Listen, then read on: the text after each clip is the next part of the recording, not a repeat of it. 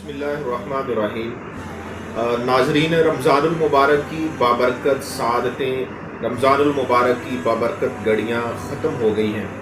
और यकीनन बहुत सारे दिल रमज़ानुल मुबारक के इन अयाम सहरी और अफ्तारी और इबादत तरावी इसके ख़त्म होने पर बहुत से दिल अफसरदा होंगे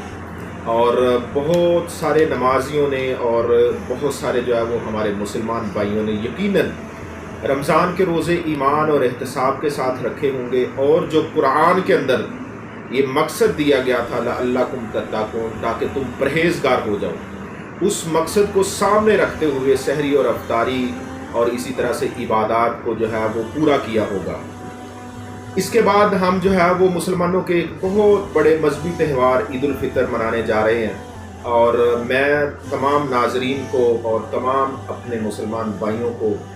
सबसे पहले सबको ईद उल फितर की बहुत बहुत मुबारकबाद मैं जो है वो पेश करता हूँ। यकीनन हम सब खुश होंगे कि ईद उल फितर के ऊपर हमने जो है वो खुशियाँ मनानी है और हमारा चूँकि ये हमारे मजाज के अंदर, हमारी तहजीब, हमारे तमद्दन के अंदर शामिल है कि जब हम खुशी मनाते हैं तो इन खुशियों के अंदर हम जो है वो अच्छे कपड़े पहनना, उसको हम खुशी तस्वुर करते हैं। हमने जो है वो बहुत अच्छे अच्छे खाने खाने हैं, हमने दोस्तों से मुलाकात करनी है, हमने अपने वालिदैन से मिलना है, रिश्तेदारों से मिलना है, हमने बाहर आउटिंग के लिए जाना है, सैर व तफरीह की किसी जगह पर जाना है और दोस्तों की दावतों पर हमने जाना, दोस्तों को अपने पास बुलाना। इन सारी चीज़ों को हम ईद की खुशियाँ तस्वुर कर सकते हैं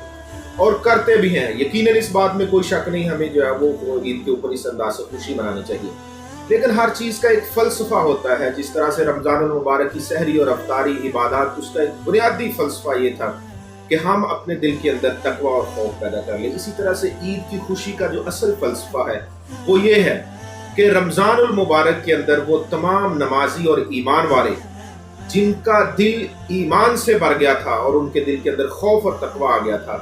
आज उनके लिए जो है वो खुशी का दिन है।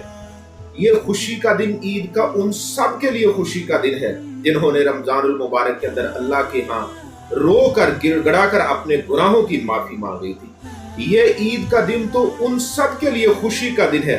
जिन्होंने रमज़ानुल मुबारक के अंदर अल्लाह रब्बुल इज़्ज़त की रज़ा को हासिल कर लिया। ये ईद का खुशी का दिन तो उन सब के लिए खुशी का दिन, हकीकत में उनके लिए खुशी का दिन है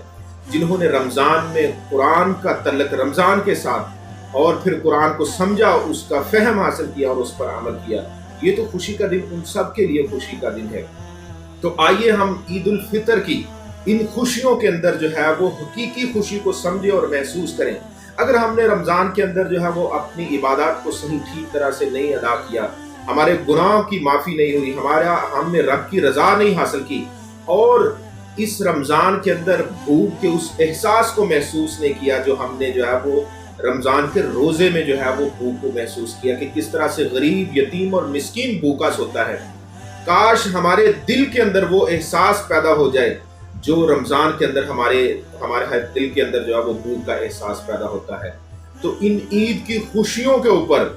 जो है वो हम गरीबों, यतीमों और मिस्कीनों और बेवाओं की भूख का एहसास करते हुए उनको भी इसके साथ शामिल करें। हम जो है वो खानों में और इसी तरह से तफरीह के अंदर उन तमाम अपने मोहल्ले के, अपने शहर के उन गरीबों, यतीमों, मिस्कीनों को शामिल हाल रखें। अल्लाह ताला जो है वो हमें